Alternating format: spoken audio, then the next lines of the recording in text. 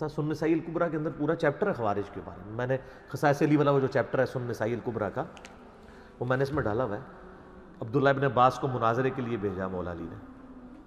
وہ خوارج یہ کہتے تھے کہ امیر المومنین علی ابن ابی طالب ہے، معاویہ ابن ابی سفیان نے ان سے بغاوت کی ہے، ان کی بیعت بھی نہیں کی ہے، اور قرآن جو کہتا ہے کہ باغی کے خلاف قتال ہو، مولا علی تحکیم کے مسئلے میں ان کے ساتھ کیوں صلح کرنے کے لیے تیار ہو گئے؟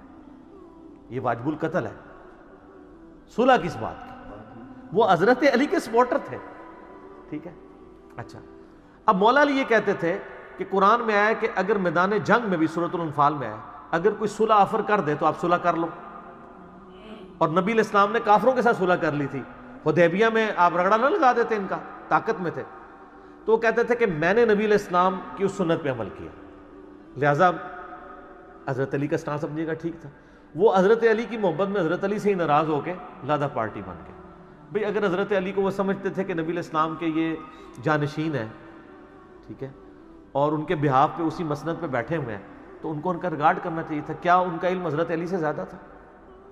پھر حضرت علی کے سامنے تو صرف بہت ساری حدیثیں تھیں نا، ایک حدیث تو نہیں تھی نا. بخاری مسلم میں حدیث ہے، سہل بن حنیف کہتے ہیں کہ تحکیم کے مسئلے پہ جب دو گروہ بن رہے تھے نا، تو سہل بن حنیف بدری صحابہ میں سے ہیں، اور یہ وہی ہیں جن کو حضرت معاویہ کو اٹھا کے گورنر شام ان کو بنایا تھا حضرت علی نے، تو اس نے استعفیٰ دینے سے انکار کر دیا تھا. سہل بن حنیف کہتے ہیں کہ جی بخاری مسلم میں آتا ہے کہ جب حضرت علی کا تحکیم کا مسئلہ چل رہا تھا تو اس وقت انہوں نے لوگوں میں آگے خطبہ دیا کہ لوگوں امیر کی اطاعت کو لازم پکڑو. اللہ کی قسم اگر ہم اختیار رکھتے نا فیصلہ بدلنے کا تو ہم صلح حدیبیہ کے موقع پر اپنے نبی کا فیصلہ بدل دیتے. ہم میں سے کوئی راضی نہیں تھا دب کے صلح کرنے پہ. وہ ساری شرائط ہی مسلمانوں کے خلاف تھی، لیکن بعد میں انہی کو اللہ تعالیٰ نے فتح کا ذریعہ بنایا.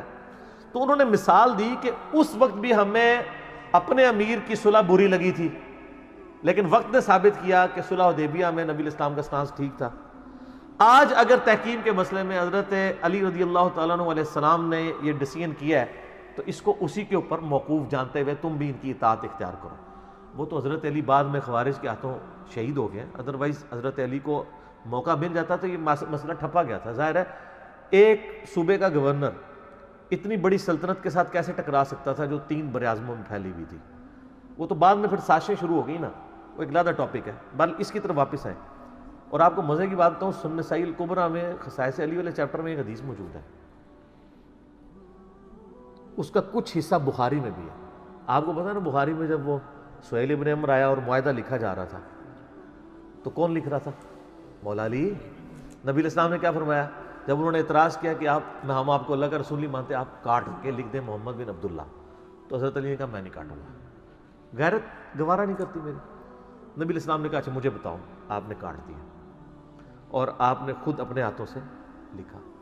اور وہ راوی کہتے ہیں کہ نبی علیہ السلام کی ہینڈ رائٹنگ اتنی اچھی نہیں تھی کیونکہ آپ لکھنے کے ایکسپرٹ نہیں تھے، کیونکہ یہ آپ کا ایک تھا، ایک کہتے ہیں نا معجزہ تھا کہ لکھنا پڑھنا نہیں جانتے تھے.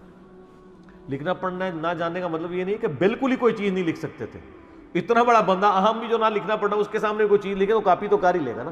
تو اس میں الفاظ ہے کہ آپ نے لکھا تو صحیح محمد رسول اللہ، لیکن آپ کی ہینڈ رائٹنگ ایسی نہیں تھی کہ وہ مطلب صاف ہو، کیونکہ ظاہر آپ نے کبھی لکھا ہی نہیں. آپ کو اللہ نے ایک معجزہ دیا تھا. قرآن میں ہے کہ یہ آپ کی شان بھی نہیں ہے، ورنہ لوگ کہتے ہیں سورۃ العنکبوت میں آتا ہے کہ قرآن اس نے خود گھڑ لیا اگر آپ لکھنا پڑھنا جانتے ہوتے. یہ آپ کا معجزہ تھا امی ہونا.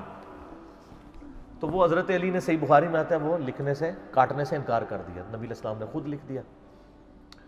تو بخاری میں تو اتنی حدیث ہے، لیکن یہی حدیث سنن نسائی الکبریٰ میں موجود ہے نا جو خصائص علی والے چیپٹر میں، اس میں وہاں پہ ہے کہ حضرت علی سے نبی علیہ السلام نے فرمایا تھا کہ اے علی آج تم یعنی اس معاہدے کے اوپر اعتراض کر رہے ہو نا، اور باقی لوگ بھی کہ یہ معاہدہ میں کیوں کر رہا ہوں، تو ایک وقت تم پہ بھی آئے گا تمہیں بھی یہی معاہدہ کرنا پڑے گا. اوئے ہائے ہائے. اور اس وقت تمہارے ساتھی بھی یہی سمجھ رہے ہوں گے تم یہ کیوں کر رہے ہو، لیکن تمہیں بھی مجبوراً یہی کرنا پڑے گا. ٹھیک ہے. اور وہی ہوا جب وہ معاہدہ لکھا جا رہا تھا نا سر، آپ اینالوجی دیکھ لیں، وہاں محمد رسول اللہ پہ اعتراض کیا نا، یہاں معاہدہ لکھا جا رہا تھا تو امیر شام نے کہا کہ یہ جو لکھا ہے نا امیر المومنین علی بن ابی طالب یہ ہم نہیں مانتے، ہم تو امیر المومنین سے مانتے ہی نہیں ہیں، ہم تو خلیفہ نہیں مانتے، صرف لکھو علی بن ابی طالب۔ تو پھر آپ نے وہ کٹوا دیا تو انہوں نے کہا صدق رسول اللہ، رسول اللہ نے سچ کہا تھا، میرے پہ بھی وہی وقت ہے۔ تو وہ تحکیم کے مسئلے میں وہی اینالوجی آئی ہے جو صلح حدیبیہ پہ نبی علیہ السلام کے ساتھ آئی ہے۔ تو سر یہ ساری چیزیں ہیں بڑی کورلیٹڈ ہیں۔ میں اصول برکت کے لیے ایک عرض کر دیتا ہوں، میرے پاس کچھ آفس کے کولیگ آئے اکٹھے ہو کے، مجھے نہیں پتا تھا وہ میری ویڈیوز دیکھتے ہیں، دوسرے آفس سے آگے کہ آپ سے چائے پینے آئے ہیں، پی لیں۔ ایک دو میرے واقف بھی تھے، میں نے کہا اللہ خیر کرے، 7-8 بندے۔ پہلے ہی آتا مجھے سوال کیا، انہوں نے کہا جی یہ شیعہ کسے پیٹ رہے ہیں؟ میں نے کہا جی تو پیٹ رہے ہیں سونیا نو۔ تو سارے کہکا بلند کیا سب نے، تو کہنے لگے انجینئر صاحب ہم آپ کی ویڈیوز دیکھتے ہیں۔ میں نے کہا پھر آپ کو پتہ نہیں چلا کس کو پیٹ رہے ہیں؟ یہ یعنی معاملات بگڑے ہیں جس کے ایکسٹریم رویے پھر اس طرح سامنے آتے ہیں۔ لیکن سر اب کوئی میرے پاس آئے گا، میں سنوں گا آپ شیعہ کو پیٹنا بند کروائیں، ہم تو بند کر رہے ہیں کہ یہ پیٹنا بند کریں۔ اب پیٹنے کی باری ان کی ہے جو آل امیہ کے دفاع کرنے والے ہیں، کیونکہ ہم نے یہ جو ریسرچ پیپر اور ہماری ویڈیوز نے ٹرنز دا ٹیبل اوور کر دیا۔ جن کتابوں پہ ان کا ناز تھا، انہی کتابوں سے ان کا جھوٹا مقدمہ جو اس سے نہیں بنایا ہوا تھا، انہوں نے کہانیوں سے بنایا ہوا تھا، وہ الٹ دیا اللہ کے فضل سے۔ ٹھیک ہو گیا؟